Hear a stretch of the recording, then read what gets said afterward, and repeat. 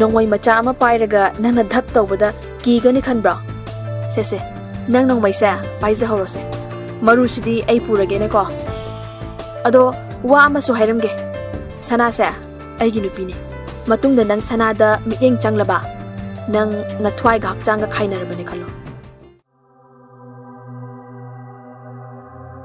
sana dada aina makhoi ga mana biganu haidro dada sokladi kamai tawni kaplai thoi ba kaptana ga tawi asigibu haujikti kem soktrasidi sana adu oizu tamngamro nongmaina dada gi thabakta nambado ai makhol thokna kaplai sunina sanabu themjinbi arun tamo sanaje nangna khara thinbiro makhoi do aswaida lumbaga leramba sue tambangamde suni hoi tamo aduna farani makhoi do aswaida lumbaga leramba su tambangamde thoi ba hoi harauze nungsibi maga puna chatminani khanbagi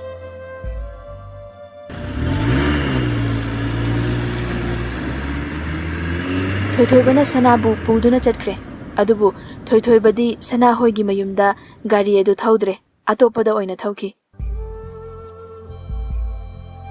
sana da kaida no aikhoina chalije thoi ba aina puba mafamda sana ayumda thinbiyo thoi ba sana ai nangbu nungsiye ngasi thokliba thaudoksina maram oiraga makhoina nangbu amuk thirakani ai leitaba matamda nangbu makhoina phaduna pukhini aigi ifamdagi nangna lapkiba ai yengduna leiba ngamoye sana wangang khidre thoi bagi mabukta chetna konsinduna mamaya duna thoi bagi nanganda ngatharagi thoi ba sanana kolakpaduda harauze mathanta momonokche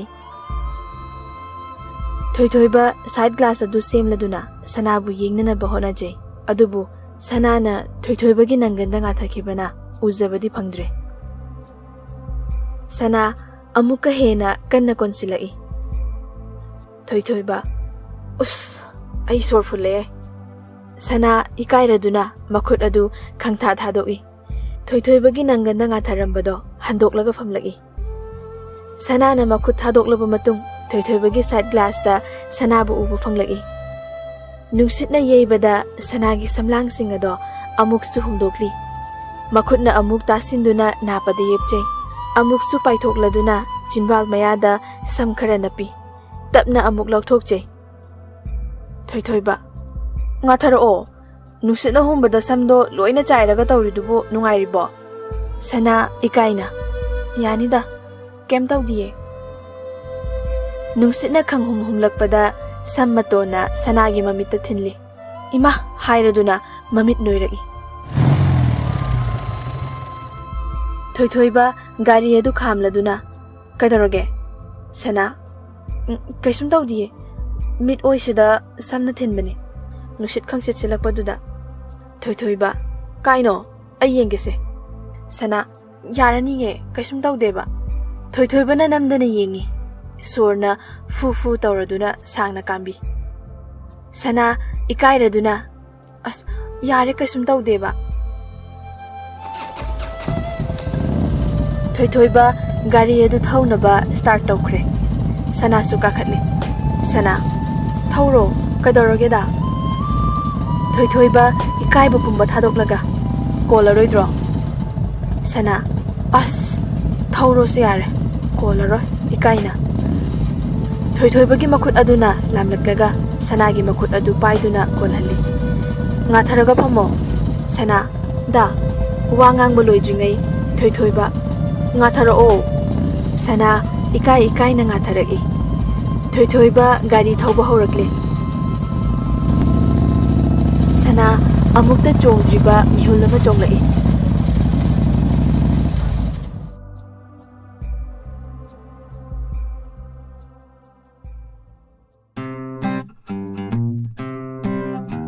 asomdana aruna yum yorakpada mayambadi yum yoroktri arun ekhoi tamo sibu ka yona chatkrabajano kolam ta tawsange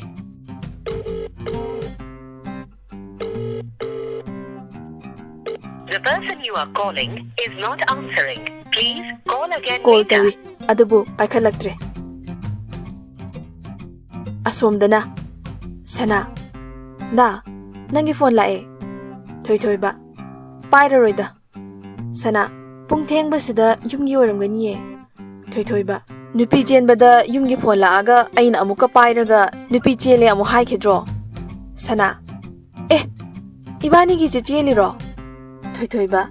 Chenba natradi kai malurage. Asomdana. Arun. Phone ga pai dene khoi tamoja. Kai yemu tawrajano. Sanada tawraga hangsirai bo. Ma yum yorajala.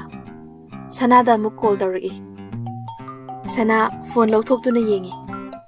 Da. Arun gi call ni. Thoi ba. Phone paikakano. Sana. Kai ge. Thoi ba. Paikhalaga Arun aina yamaga chele amu haidoira ba. Arun gi call tatkre. Arun gi call tatkibaga mapabung joy gi call amuk lagi. Sana. Aya, baba gi call ne. Sana pakhatna call adu paikhatli. Baba. Joy. Nang bu kaida lege ne he. Pung asuk thenglasi bo. Ai manabi amaga leye baba. Khara thengla ani ye. Pharak taradi ai adum legla ani ye. Ado baba, iPhone su battery yaudre off ta dore kem pakhakano baba. Ai thamage. Joy wa makha taba nangde phone thamki. Phone thamkhraba matung thoi ba. Baba na kai harai no. Sana. Hauzik fau kai dauri hangakpane ado da ibani je asengbagi chela doiro. Chela doiro nate chela bane. Sana tumin lekre.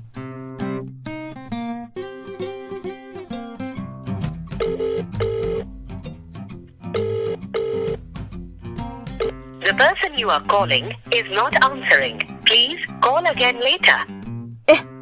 Ani mo paikhalakte ne. Arun Sunida pakhatna call tawrami.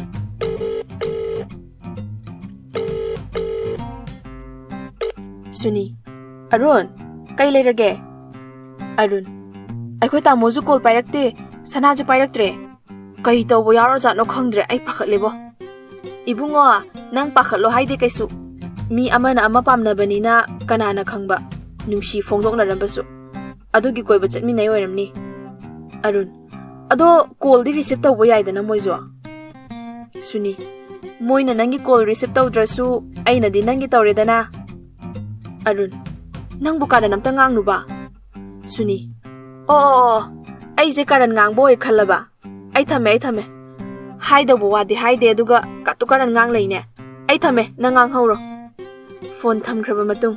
Suni. Nupa ne kaina nupa yam thokte. Suk hai haide ba. Aina nupi oiramdradi nang khanggadabane. Arun. Karino masina marona mapatta amu sawisina. Sauge khanba sungamdaba. Nusiba kawbanina.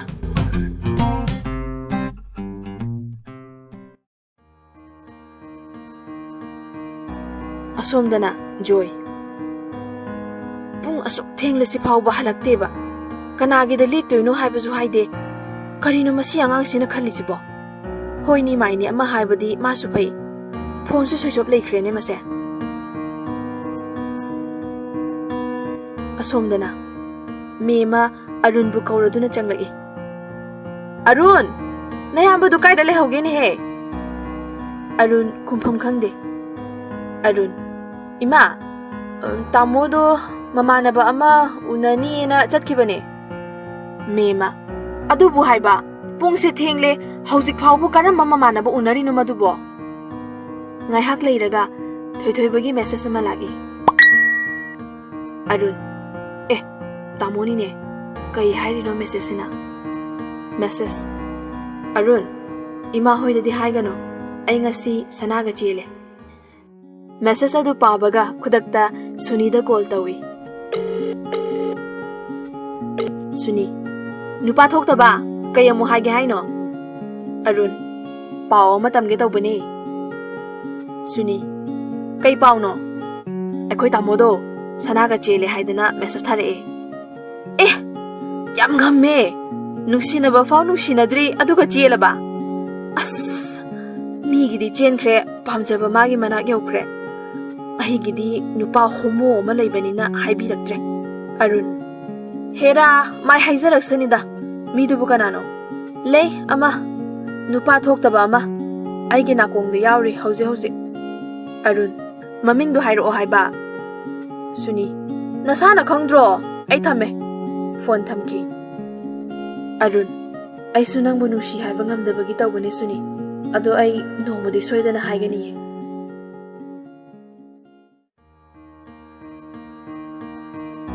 ꯄꯨꯡ ꯊꯦꯡꯖꯤꯜꯂꯛꯂꯐꯥꯎ ꯊꯣꯏꯊꯣꯏꯕ ꯍꯜꯂꯛꯇ꯭ꯔꯦ ꯃꯦꯃ ꯃꯣꯏꯕꯥ ꯊꯣꯏꯕꯗꯣ ꯍꯧꯖꯤꯛ ꯐꯥꯎꯕ ꯍꯜꯂꯛꯇ꯭ꯔꯦ ꯀꯅꯥꯒꯤꯗ ꯂꯩꯕꯒꯦ ꯑꯝꯇ ꯍꯪꯉꯣ ꯏꯆꯥꯗꯣ ꯐꯠꯇ ꯅꯨꯡꯗ ꯀꯠꯊꯣꯛꯂꯖꯥꯠꯂꯣ ꯕꯤꯖꯣꯏ ꯑꯩꯁꯨ ꯍꯪꯕ ꯌꯥꯕ ꯍꯪꯂꯕꯅꯤꯅꯦꯍꯦ ꯑꯔꯨꯟ ꯆꯪꯂꯛꯇꯨꯅ ꯏꯃꯥ ꯑꯩꯈꯣꯏ ꯇꯥꯃꯣꯗꯣ ꯉꯁꯤ ꯍꯜꯂꯛꯄ ꯐꯔꯛ ꯇꯥꯔꯦ ꯍꯥꯏꯕꯅꯦ ꯃꯃꯥꯟꯅꯕꯒꯤꯗ ꯂꯦꯛꯂꯅꯤ ꯍꯥꯏꯔꯛꯄꯅꯦ ꯃꯦꯃ ꯑꯗꯨꯕꯨ ꯃꯥ ꯃꯔꯣꯟ ꯃꯔꯤ ꯑꯃ ꯍꯥꯏꯔꯛꯄꯗꯤ ꯌꯥꯏꯗꯅ ꯑꯩꯈꯣꯏꯅ ꯁꯣꯝꯗ ꯄꯥꯈꯠꯂꯤꯁꯦ ꯃꯥꯅ ꯀꯩꯝ ꯈꯪꯗ꯭ꯔꯤꯁꯦ ꯀꯩꯒꯤꯅꯣ ꯃꯥ ꯀꯅꯥꯒꯤꯗ ꯂꯩ ꯍꯥꯏꯒꯦ ꯐꯣꯟꯁꯨ ꯁ꯭ꯋꯤꯆ ꯑꯣꯐ ꯇꯧꯁꯜꯂꯤ ꯑꯔꯨꯟ murum soli. Pichelaga phone ka to switch off tawdradi. Mema. Karino nang na murum soli duna. Arun. Hayeng daydi ima su tamwana wahalaroi ba nungai na thamani haibani. Mema. Karino masi angang sinangang lisbo. Kaisu na teda. Tum na ba tawro ima hoy su thenge.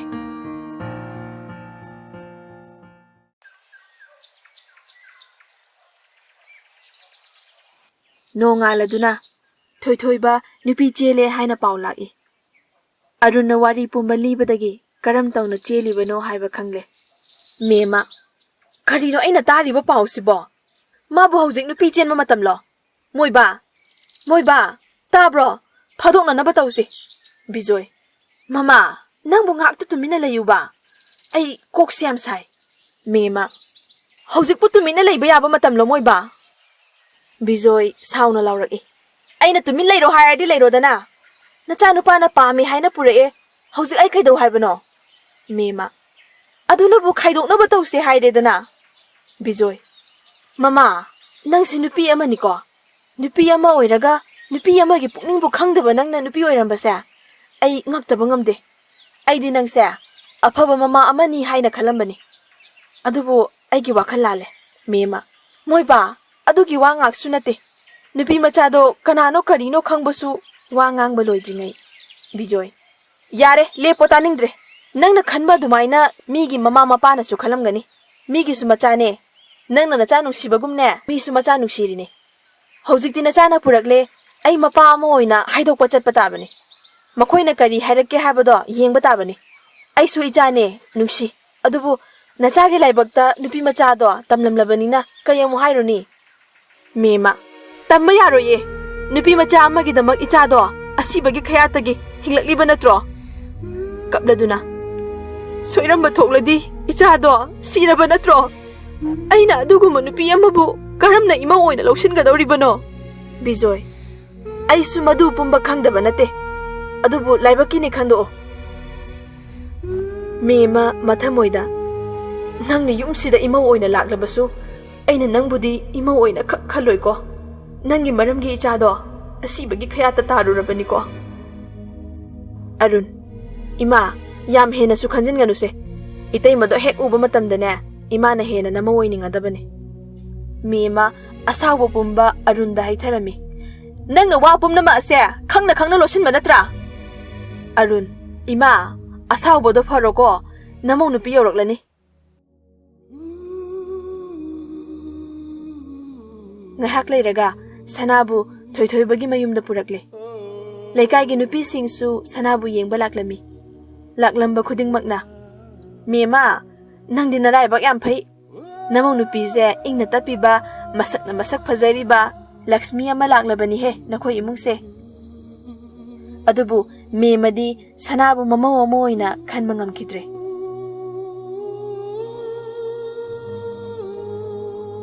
Mayam chatkraba matung mema na Sanabu ka amada pusinli. Mema. He, nang na icha nupa se lawnam tawduna phabiba natra.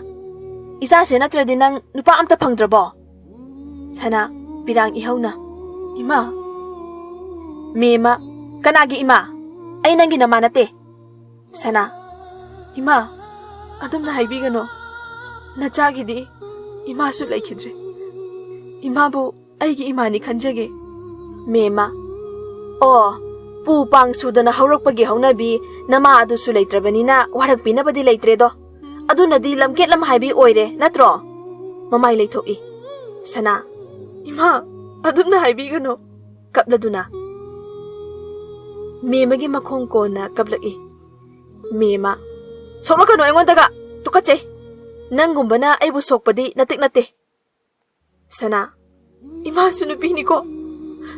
Nupi ama na. Nupi ama giawaba. Majit ama takang bidaba ko. Thoy basu. Tanja adu da changlak paga mapachane. Mema. Masi onkatlaga ka khumba saradana. Kupak na tharai. Adubu. Thoy ba na mamagi makut ado faki. Thoy ba. Karino imana tawrise. Mema. Nupi macha se yam thuna thindoko. Mi khangna drikanda. Magi izat kaya no aina pigani. Wahay adu sanagi thamoida paladuna. Ima. Kablai. Mema. Swaida kapsin laushinaba na kadikana roy. Hayo. Nang paisa kaya pamge. Sana. Da. Ay bu yumda thinbiyo. Kapladuna. Thoy ba. Aina nangbu aigi nupi oinaba mafam sida puduna lakpani. Adubu yum sida nang aigi sangjafam leitre. Lao. Ekhoy ani kanasu khangdaba mafam amda chatlase. Mema. Haima. Yam ngamin he. Aige icha se sum hek sumida masi nupi sina. Bijoy changlaktuna. Hai. Ai haidok pa chalukhige. Imaugi leigedaba potsingdo nakhoi khara chatlaga lairunaba tawro. Mema. Moi ba, kaino haidok pa chatpa ka haisibo. Nupi se mayumna thidokpi ko. Ai mabu imau oiba ngamoy. Bijoy. Ai khoigi laiba kini khallo hairaba natro aina. Wa makha taranu. Bijoy haidok pa chatki. Mema mathanta. Yumsida aigi wa kanamta tabide. Aibu yumsiki kanano. Khangni. Nangbudi aina yumsidagi tanthokani. Aigi ningbu pumbasu kaire. Ita, nangi na chanupina aigi imau ohendoine haikibado. Nangi na ta aina kaihale. Ita, nang aibudi waragonu ko. Laibaki nungdam kanana su tingbang amde. Kanjaba na ama, thokpa na ama. Adubu, lilani kana yengba tabani ko.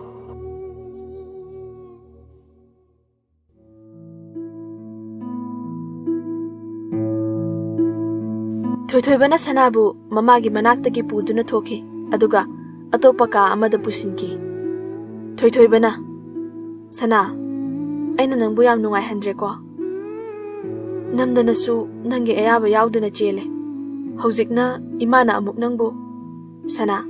Momo nokladuna. Da. Ay kasum khandiye. Imana ngangbadu wa ngangba loidringay. Thoy ba. Nang na khandrasu ay na khale. Aina nangbu mafam asida puraklise. Nangbu harauna nungay na thamge khana purakpane. Sana. Momonok na. Dha. Asibu nupane kaina. Nupaya manjade. Imana karangang bagi mathwai kase nungay tabiga tawradana. Thoy ba. Karem narakano. Nangoy na furakani. Makut adu thangatuna fuge tawi. Sana. Nakut kuchaw duna tharakladi ay. Thoy ba. Thangatlamba makut aduna sanabu magi manakta chingsili. Nusina maraibagta chupi. Sana. Da. Ikaise ye. Thado se. Mi changa adi loi chopa tare. Imana uradi amuka hena ibulana khalani ba. Thoy ba. Ado hore nang hainingba leirasu arundara engondara adum hairo. Sana nungaitana. Thoy ba thokre. Sanasu mayam singaduga wari watai sanaduna lay.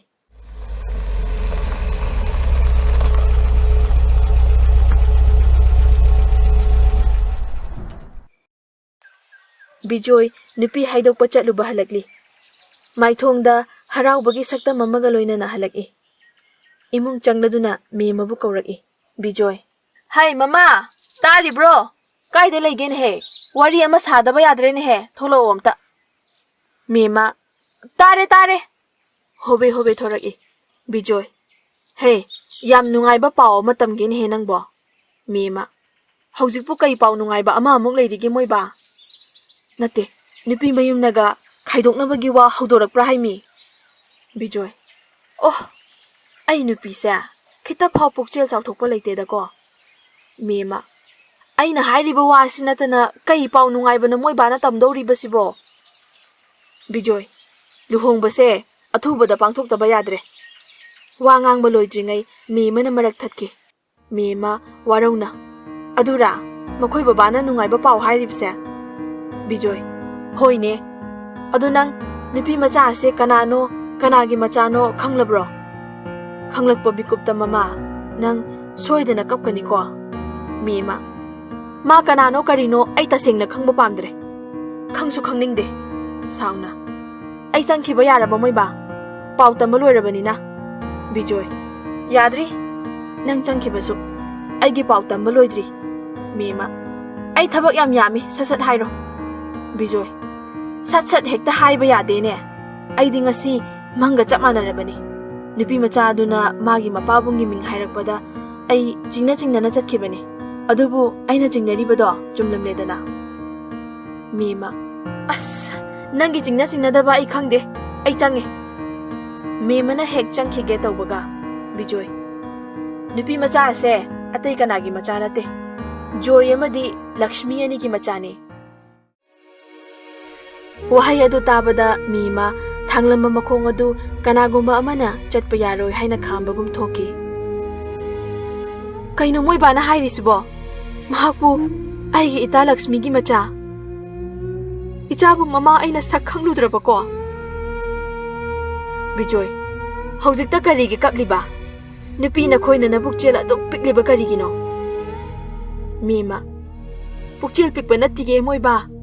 Aigi ita aduna mahagi macha nupibu aigi imau oihangadabani haibado. Madugidamak aina aigi wakhalase. Bijoy. Oh, aduna haibadi karigumba nupi macha ase Lakshmi amade Joy gi macha oiramdaba thokladi nang mabu namau oiba ngamloisira. Atopa imung amagi macha oiramladi nangna imau asibu otpi neibige khaliba natro. Nang ase nupi amani ko. Haujik nupi macha asida thokliba se nangonda thokpani khalo. Nang kari tawgani. Nangna nupi macha adu da ngangliba wahai wata sing adu nahak na magi mafamda ngahak leptuna yengu. Nang kari fawani. Haujikti Lakshmi gi macha oiramle. Aduna nangna mabu nungsire pamjare. Lakshmi na amadi nanga na hainaba thungle natra. Atopa amagi macha oiragana nama oiba ngamloi si natro. Mema wahai ama haiba ngambagi pangal leiraktre. Mema kapladuna. Moiba ai lankre. Aigi wakhalase kayada thelamkraba. Aigi aningba amagi damak karisu khangjadraba icha aduda aina haikibasing ado. Ai ichada lale haijagani ye. Aina ahala mo oirasu aigi khathaba amagi mafamda aina lalurabadi lale haijabada kari kaiba leibage. Bijoy mathamoida mema na hairakpa wahai adu tabada penjei. Mema sanagi manakta changlaktuna sanabu puduna thoki. Sanadi pakhatpana loire. Haidokpa chatkiba thoithoibagi mapabungsu halak e haiba sanana khanglabanina ngasai mema na ngangkiba wahai adu su khanglibanina. Haujikna kari hairakani khanbada sanadi leiba ngamdre. Mema na sanabu chetna magi mathada konsinje. Hik kappa horaki. Sana mema na adum tawrakpaduda pungaw ngawre. Sana ima kaigi kaplino kina hangjaraki. Mema makhol thokna kapladuna sanagi makhongda kuntharaki. Imagi ibema imabu amukta ngakpiyo. Sana ima tawhaidiye nacha aingonda karigi adum tawribano. Ima se hogolo. Sanana mema bu chingkhatli. Mema kapladuna.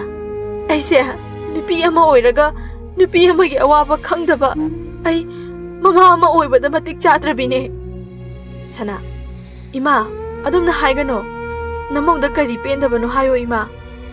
Mema imau nangdi aigi imau natiye aigi icha nupine. Sanabu chetna konsinbi. Ngasidagi nang imau haiba wahai edo amuk hana haigano nangdi aigi ichane. Sana mama laikhidraba matung nongmata ima haina kauzaba phangkhidrabani. Ngasidi memagi wahai adu tabada sana mitludagi lepa leitana pirang sintharaki. Sana ima kablaki. Mema sanagi pirang singado tethokpi. Hayo imada nangna pamba imana piganiye. Sana ai kaisu pamdiye ima. Mema nangna pamdrasu imana pigani. Mema magi almira manungdagi khuzi ama lawthoraki. Mema kadai nakuto imada piraose si sizinbigese. Sana ima yarani ye. Mema nang imana pibase lauraroi hairibro. Sana ima adugi natiye. Mema adudi karige. Sana wa makha tadre khuzi adu sizinhali. Mema ngasi aina sibiriba khuzi ase nangna matam pumbada lawthokanu ko. Mama amana macha amada piba nuksi khudolni khana thamuko. Sana ima ai lawtho oye. Memana sanagi laibakta nuksi na chupi. Horendi ichagi phaja phajaba mayam ama imana hekta leithadoini. Aigi ichagi bu awat pa amatta lehan yapote.